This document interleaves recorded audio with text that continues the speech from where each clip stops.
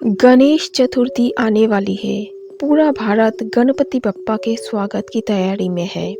लेकिन क्या आप जानते हैं कि भगवान गणेश से जुड़ी कई ऐसे रहस्य और तथ्य हैं जिनके बारे में बहुत कम लोग ही जानते हैं। आज हम आपको ऐसे ही कुछ अनोखे रहस्यों से परिचित कराएंगे।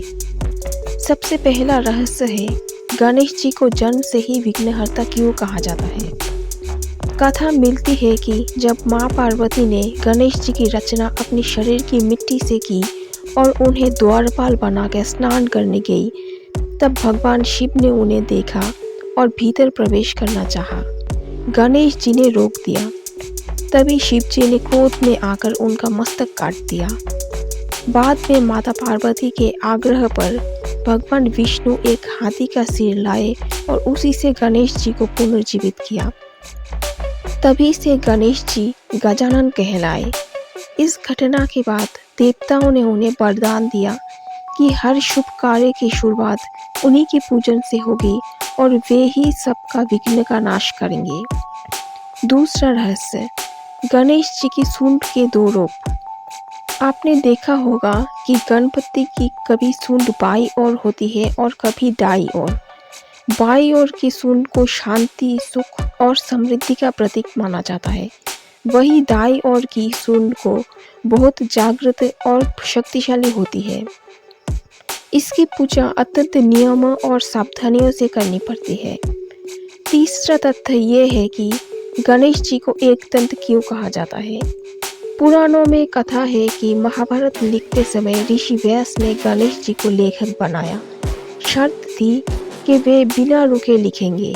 जब कलम टूट गई तो गणपति बप्पा ने अपने ही एक दांत को तोड़कर कलम बना लिया और पूरा महाभारत लिखा। तभी से वे एकदंत कहलाए। चौथा रहस्य, गणेश जी और चंद्रमा का संबंध। कहानी मिलती है कि एक बार गणेश जी ने अधिक मिठाइयाँ खा ली थी और चंद्रमा उनका मजाक उड़ाने लगे।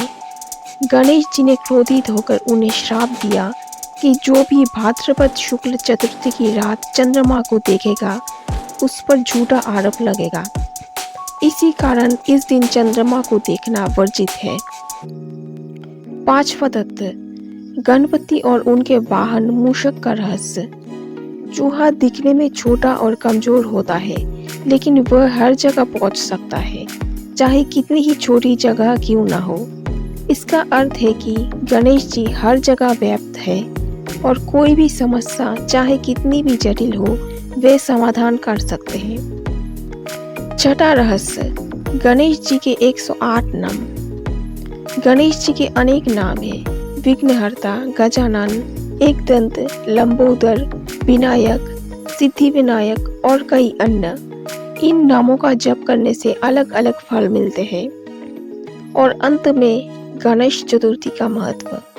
कहा जाता है कि इस पर्व की शुरुआत लोकमान्य तिलक ने स्वतंत्रता आंदोलन के दौरान की थी, ताकि लोग एकत्र हो और एकता का संदेश फैल सके। आज भी ये पर्व हमें एकता, भक्ति और उत्साह का संदेश देता है। इस प्रकार गणेश जी केवल विघ्नहर्ता ही नहीं बल्कि ज्ञान, बुद्धि, समृद्धि और एकता के प्रतीक है।